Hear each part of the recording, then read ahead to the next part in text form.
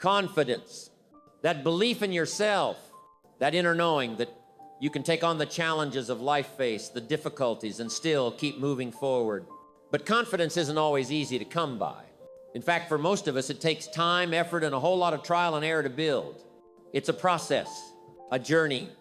And sometimes, without even realizing it, we sabotage ourselves along the way.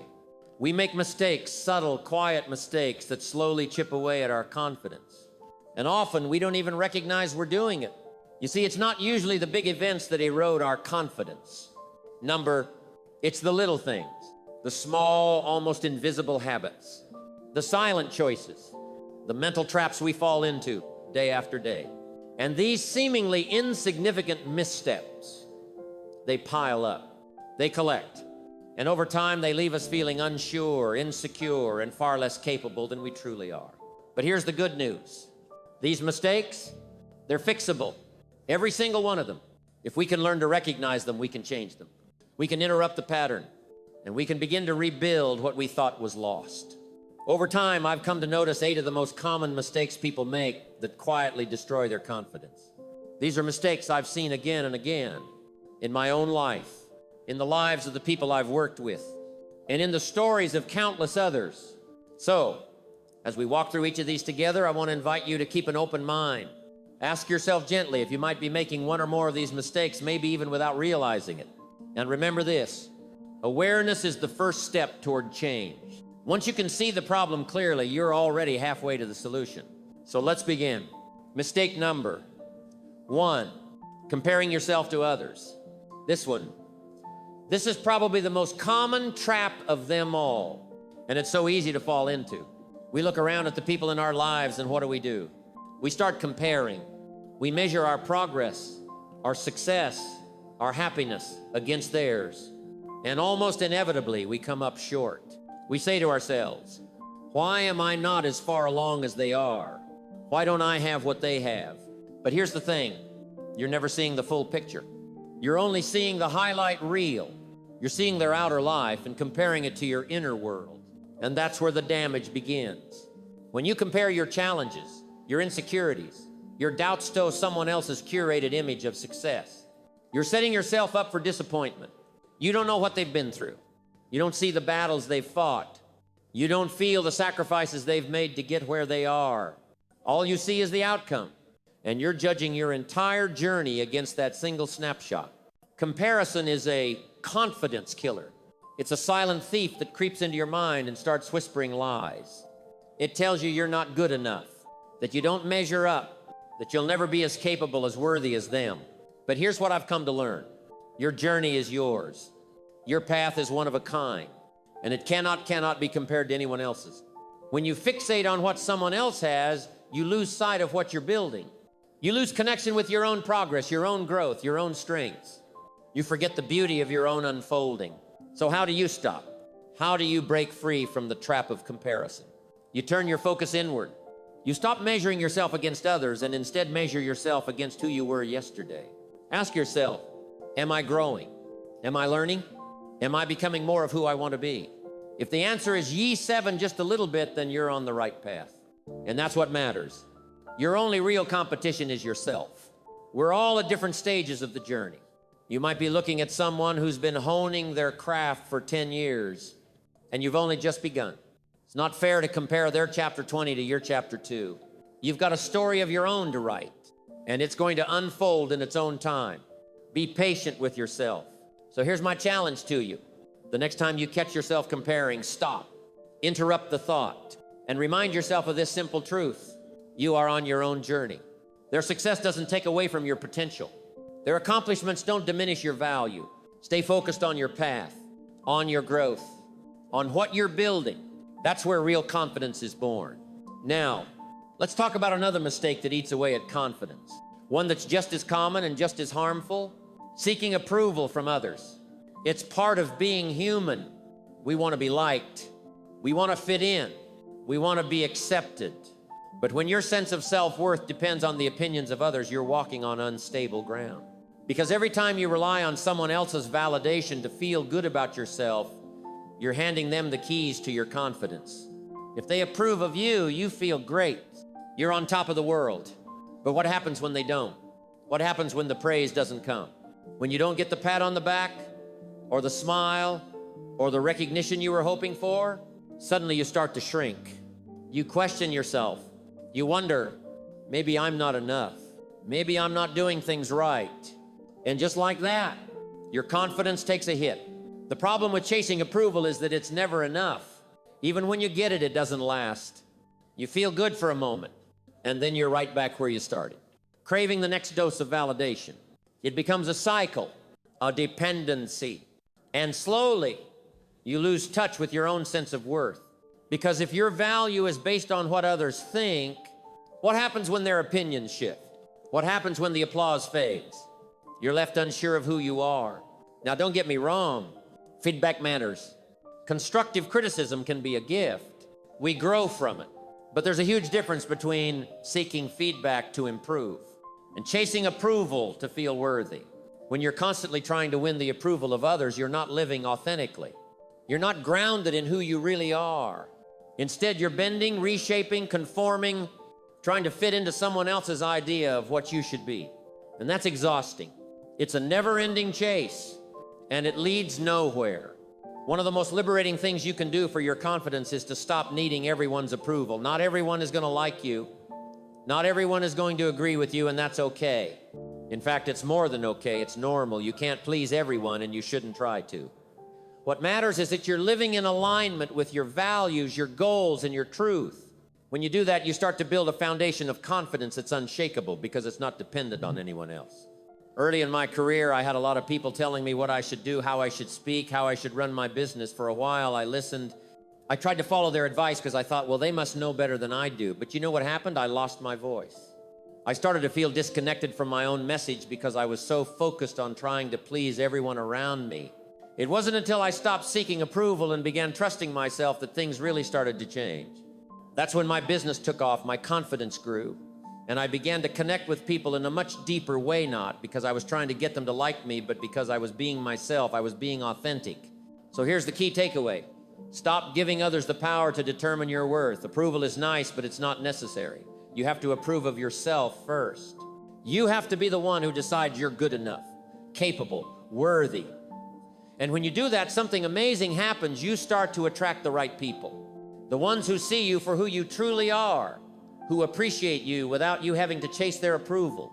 Confidence is an inside job. It comes from knowing who you are and being okay with it, regardless of what others think. It comes from standing firm in your own shoes and saying, this is who I am, and that's enough. So the next time you catch yourself seeking approval, stop and ask, why do I need this? What am I trying to prove? Then remind yourself, you don't need anyone's permission to be yourself. You're already enough just as you are. Next, stop talking bad about yourself. We all have that voice in our heads. Some call it the inner critic. Others just call it their thoughts. But here's the truth. That voice, if left unchecked, can be one of the most damaging things to your confidence. The way you talk to yourself, the words you use, the thoughts you entertain have a massive impact on how you feel about yourself. How often do you catch yourself saying things like, I'm not good enough, I always mess things up, or why can't I ever get it right? Maybe you don't say these things out loud, but if those thoughts run through your mind, they're quietly eroding your self-esteem. Over time, these small, seemingly harmless phrases start to shape your identity. You begin to believe them. See, the mind is a powerful thing. It believes what you tell it. If you feed it negative thoughts, it will start looking for evidence to back them up. It's like programming a computer. You input negative data and you get negative output. But here's the good news. You can reprogram it. You can change the script. But first, you have to be aware of what you're telling yourself every day. Because it's happening in the privacy of your own mind, you might think it's not a big deal. But make no mistake, it is. That internal dialogue is shaping your confidence, for better or for worse. Now, one of the biggest mistakes people make is thinking that being hard on themselves will motivate them to do better. They believe if they criticize themselves enough, they'll push themselves to improve. But that couldn't be further from the truth. All that negative self-talk does is beat you down.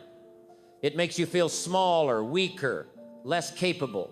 And over time, it becomes a self-fulfilling prophecy. You start living out the very things you've been telling yourself. Ask yourself, would you ever speak to a friend the way you speak to yourself? Would you ever look at someone you care about and say, you're such a failure, you'll never get it right? Of course not. So why do we think it's okay to speak to ourselves that way? If anything, we need to be kinder, more supportive, more encouraging to ourselves than anyone else. Because at the end of the day, you're with yourself 24 hours a day. If you're not on your own side, who will be? Here's a simple exercise to help shift that negative self-talk. The next time you catch yourself saying something negative, stop and ask, is this really true? Is this a fact? Or is it just a thought? Often you'll find it's just a thought, a fleeting moment of doubt, not a hard fact about who you are. Then replace that thought with something more positive or at least neutral. For example, instead of saying, I always mess up, you could say, sometimes things don't go as planned, but I'm learning and getting better every day. It might feel strange at first, but the more you practice this, the more you'll change the way you talk to yourself. And when you change the way you talk to yourself, you change the way you feel about yourself. When you believe in yourself, your actions follow suit. So my challenge to you is this. Pay attention to your inner dialogue. Start catching those negative thoughts as soon as they arise and consciously replace them with something better. It doesn't have to be overly positive or unrealistic, just something that builds you up rather than tears you down. Confidence begins in the mind. The words you choose can either lift you higher or drag you lower. Choose wisely. Next, the fear of failure. This may be the worst mistake, the fear of failure. It's something every one of us has faced at some point. It's that little voice in your head whispering, what if I try and it doesn't work? What if I fail? What if I make a fool of myself? So what do? We hold back. We don't give it our all. We play it safe and stick to what's comfortable. And sure, we might dodge the sting of failure in the short term, but at what cost? We miss the growth, the lessons, and the opportunities that come from stepping beyond our comfort zones. Here's what I've learned. Fear of failure is one of the biggest confidence killers. It paralyzes you, it traps you, it makes you second-guess yourself before you even start. And if you give in to that fear for long enough, you start to believe you're not capable. You shrink your vision, lower your goals, settle for less than what you're truly made for. And that, my friend, does a number on your confidence because deep down you know you're not living up to your potential. The problem with fearing failure is that it makes you focus on the wrong thing. Failure isn't the enemy. No, failure is part of the process. It's something we all walk through on the path to success. But when you're afraid of failing, you start to see failure as a reflection of your worth. You think, if I fail, that means I'm not good enough. I'm here to tell you, failure doesn't define you. What matters is what you do after failure, how you pick yourself up, learn, and keep moving forward. Here's the truth about failure. It's not permanent. It's just a moment in time. But if you let fear of failure stop you from trying, that missed opportunity, that can be permanent. And missed opportunities chip away at your confidence far more than failure ever could. When you look back and say, I could have done that, but I didn't because I was afraid, that's when regret creeps in. And regret, it's far worse than failure because it's something you carry with you. But when you try, even if you fail, you know you gave it your best shot. You know you stepped up to the plate. And that alone builds confidence. Now, here's a shift I want you to make. Instead of asking, what if I fail? Start asking, what if I succeed? The mind is wired to protect you from perceived danger, and failure feels like a threat. But what if instead of focusing on the worst case scenario, you focus on the best case? What if things go right? What if this attempt leads to your next big breakthrough? Changing your focus this way opens new doors. It lets you move forward with courage, not hesitation. One of my mentors once told me, you've got to fail your way to success. At the time, I didn't fully get it. Now I do. He wasn't saying go out and fail on purpose, but to embrace failure as part of the journey. You can't succeed without it. Every failure gets you one step closer to where you want to be. The problem is, too many people fear the discomfort of failure so much they never even begin.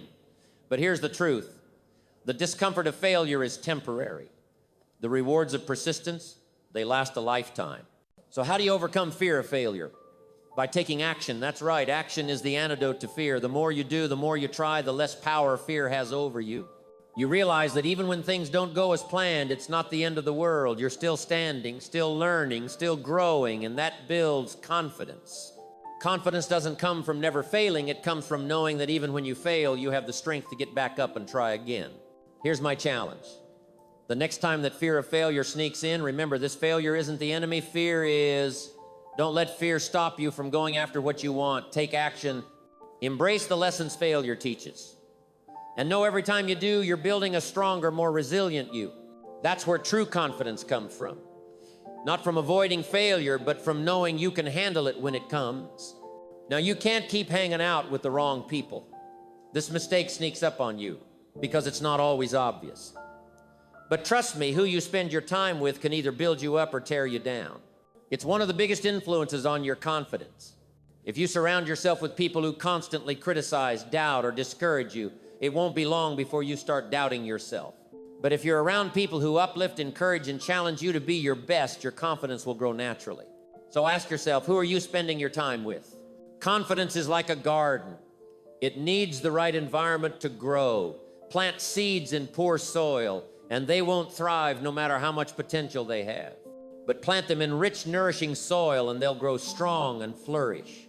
The people around you are like that soil. If they're negative, judgmental, or unsupportive, it's like trying to grow in rocky, barren ground. But if they're positive, supportive, and encouraging, they provide the fertile environment your confidence needs. One of the biggest mistakes people make is holding on to toxic relationships out of habit or fear of change. Those relationships slowly chip away at your confidence, leaving you drained and uncertain. I'm not saying you have to cut everyone out, but you do need to set boundaries. Be selective about who gets access to your energy, your time, your thoughts. If someone is constantly bringing you down, it's time to limit their influence in your life. Surround yourself with people who believe in you, who see your potential, and who want to see you succeed. When you have people like that in your corner, your confidence will soar.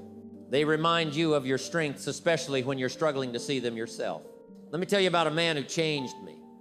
One of the most powerful influences in my life was Mr. Earl Schoaf. Mr. Schoaf was the kind of person who lifted me up, who saw potential in me that I didn't even see in myself back then. He never tore me down or made me feel small. Instead, he challenged me to think bigger, aim higher, and believe I could achieve great things. Being around someone like Mr. Schoaf changed how I saw myself. That's exactly what you want in your life. You want to be around people who inspire you to be more, not less. But let's be real, sometimes the people who drain your confidence aren't easy to avoid. In those cases, you have to learn how to protect your energy. You don't have to absorb their negativity. When they start with their doubts or criticisms, remind yourself, their words don't define you. Their perspective is just theta perspective. It's not the truth about who you are or what you're capable of.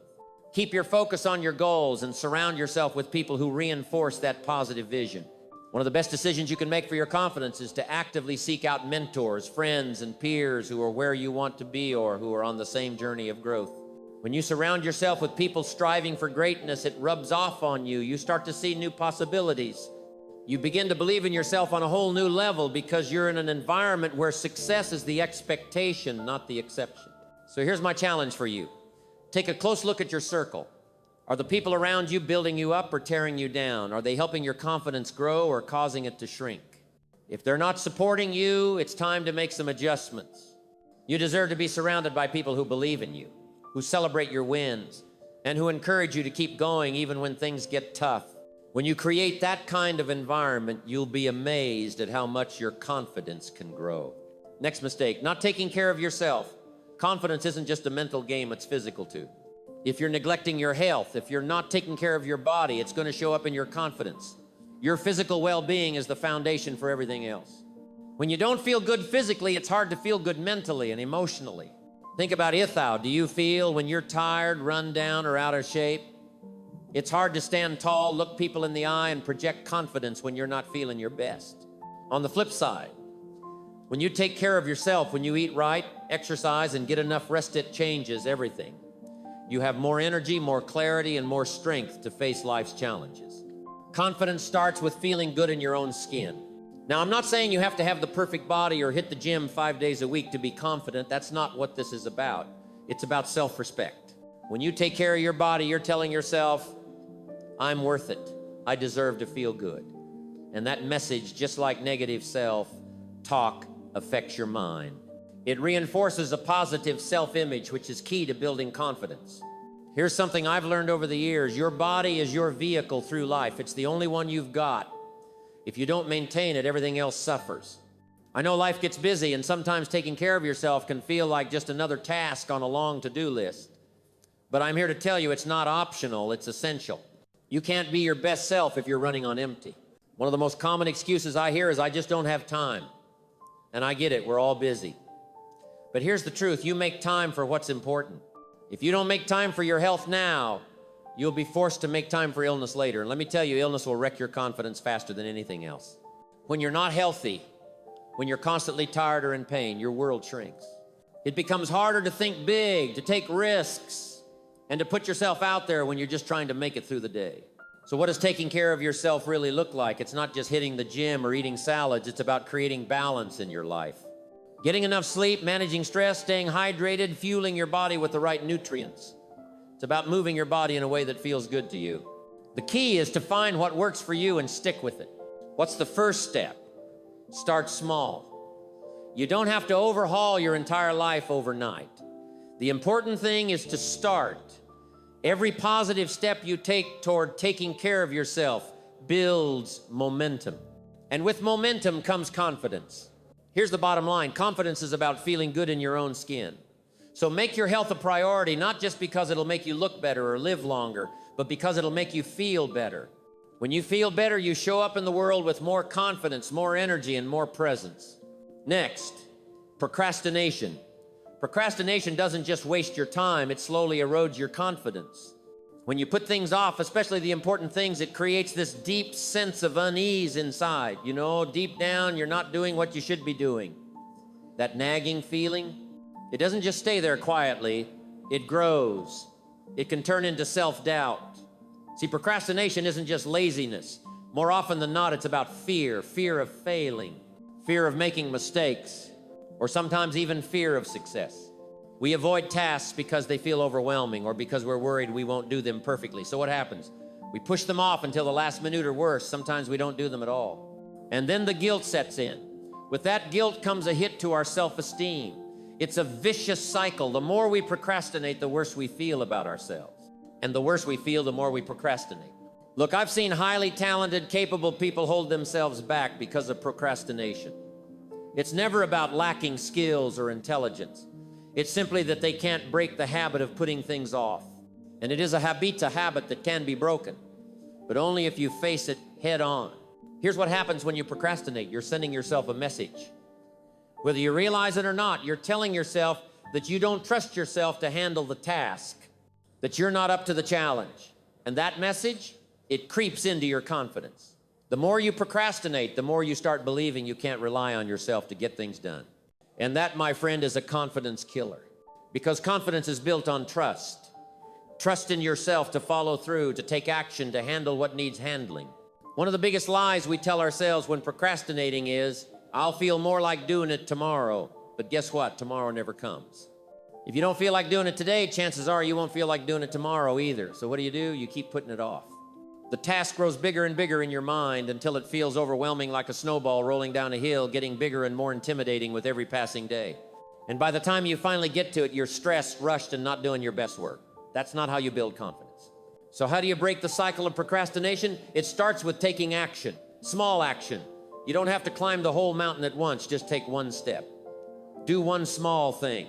Because here's the truth, action is the antidote to procrastination. Once you start moving, even a little, you build momentum. And with momentum comes a sense of accomplishment. Here's what I do, it's called the 2-minute rule. If a task will take less than 2 minutes, do it right away. Don't let it sit on your to-do list, cluttering your mind, just knock it out. It's amazing how much confidence you can build simply by checking off even the smallest tasks. For bigger tasks, break them down. Don't try to do it all at once. Take the first step, then the next. Before you know it, you've made real progress. Here's the key, confidence comes from action. Every time you act, you reinforce the belief that you can trust yourself, that you're capable, that you're someone who gets things done. That's how you build lasting confidence, by proving to yourself day after day that you follow through. So here's my challenge. The next time you catch yourself procrastinating, take one small step, just one. It doesn't matter how small, just do something. Then keep going, build that momentum. Remember, the longer you wait, the bigger the task gets in your mind, but the sooner you act, the sooner you'll see that you're capable of handling it. And that's what builds confidence, the knowing that you can trust yourself to take action no matter what. Now, one of the biggest mistakes I see people make is not setting clear goals. This might seem obvious, but it's more powerful than most realize. One of the biggest confidence killers is drifting through life without clear, specific goals. When you don't have direction, when you're not aiming at something, it's easy to feel lost. And when you're lost, confidence is hard to find. Confidence grows when you know where you're headed and have a plan to get there. Without that sense of direction, uncertainty creeps in. You start doubting yourself and your abilities. Think about how it feels waking up without a clear goal, no target in sight, nothing pulling you forward. It's easy to fall into a pattern of just going through the motions, doing the minimum to get by. Over time, that lack of purpose eats away at your confidence because you're not growing or progressing, you're just coasting. And that leaves you feeling stuck. But when you have a clear goal in mind, when you wake up knowing exactly what you need to do and why, that's when everything shifts. You feel motivated, driven, excited about what lies ahead. And every step you take toward that goal boosts your confidence a little more. You start believing in yourself because you can see the progress. That's the power of a clear goal. It gives you something to aim for, something to measure yourself against. Here's the thing. Without clear goals, it's easy to lose focus. And when you lose focus, you start to drift. Nothing destroys confidence faster than drifting. It's like being on a boat with no destination, just hoping you'll end up somewhere good. But hoping is not a strategy. If you want to build confidence, you need to take control of the ship and set a course for where you want to go. And that all begins with clear, specific goals. Now, a lot of people don't set goals because they're afraid of failing. They think, what if I don't reach it? What if I fall short? But here's the truth. Even if you don't hit the goal exactly as planned, you'll still be miles ahead of where you were if you hadn't set it at all. Goals give you direction. They give you purpose. And even when you fall short, the progress you make along the way builds confidence. It's the pursuit of the goal, the action, the effort that strengthens your belief in yourself. You see, goals give you a reason to push through the tough times. They give you something to look forward to, something that makes all the effort worthwhile. And when you're clear on what you're working toward, you stop second-guessing yourself so much. You stop wondering if you're on the right path because you know where you're going. And that certainty, that sense of direction does wonders for your confidence. Now, I want to make one thing clear. Your goals don't have to be huge to build confidence. In fact, sometimes the smaller goals are the most powerful. Those little wins add up. Every time you achieve a goal, no matter how small, it sends a message to your brain, I can do this. I can set my mind to something and accomplish it. And that's how confidence is built. One small win at a time. Here's another thing to keep in mind. Goals need to be specific. Vague goals won't get you very far. You need to define what success looks like for you. What does happiness look like? How will you know when you've achieved it? The more specific you are, the easier it is to create a plan and measure your progress. And when you can measure your progress, you see how far you've come, which boosts your confidence even more. So here's my challenge for you. If you don't have clear goals right now, take some time to set them. Think about where you want to be in 6 months, a year, 5 years. What do you want to accomplish? What do you want your life to look like?